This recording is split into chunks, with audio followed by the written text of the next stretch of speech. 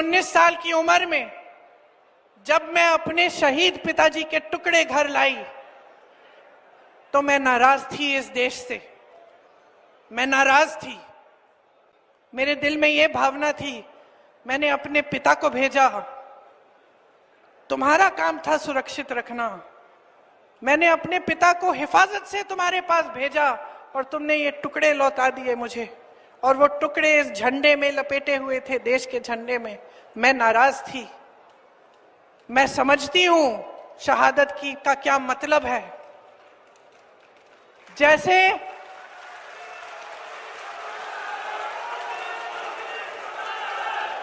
आज मैं 52 साल की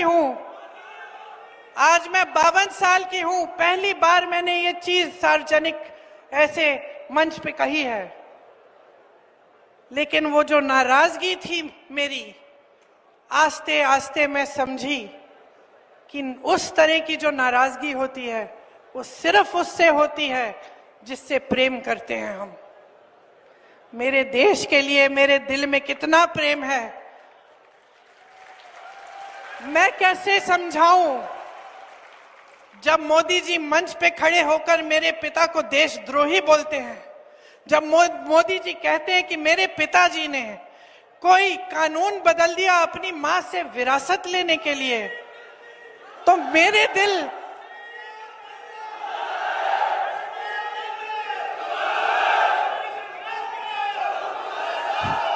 तो मोदी जी इस बात को समझ नहीं पाएंगे कि मेरे पिताजी को विरासत में धन दौलत नहीं मिली, मेरे पिताजी को विरासत में शहादत की भावना मिली। आप समझ सकते हैं, आप समझ सकते हैं। इस देश के किसान हो, इस देश की मिट्टी आपने सींची है अपने पसीने से, अपने इतने बेटे भेजे हैं सरहद पे। जब आपके बेटे शहीद होते हैं इस देश के लिए, तो मैं जानती हूं कि आपके दिल में क्या भावना है, क्योंकि वही भावना मेरे दिल में है। जो पुलवामा के शहीद हैं, जब वो हुआ, पुलवामा का हुआ, उनमें से कुछ परिवार यूपी के थे।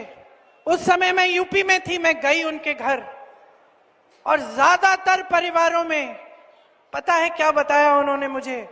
जो बच्चे बचे थे उन्होंने कहा, दीदी हमको भी सेना में भर्ती होना है। एक लड़की थी, उसका भाई एयरफोर्स में था, उसने कहा दीदी मैं पायलट बनूंगी, मैं एयरफोर्स में भर्ती होंगी। यही है शहादत की भावना। ये भावना मोदी जी नहीं समझ सकते। जो मोदी जी इंदिरा गांधी जैसी एक शहीद के बारे में उल्टी सीधी बातें करते हैं, जो मोदी जी इस भावना को देख के सिर्फ परिवारवाद देखते हैं लेकिन देशभक्ति नहीं देखते, देश की सेवा नहीं देखते, वो इस भावना को नहीं समझ सकते। मैं आपको ये कहने आई हूं कि हमें देशद्रोही कहें, हमें घर से निकाल दें, मेरे भाई को संसद से निकाल दिया, हम पे केस डाले।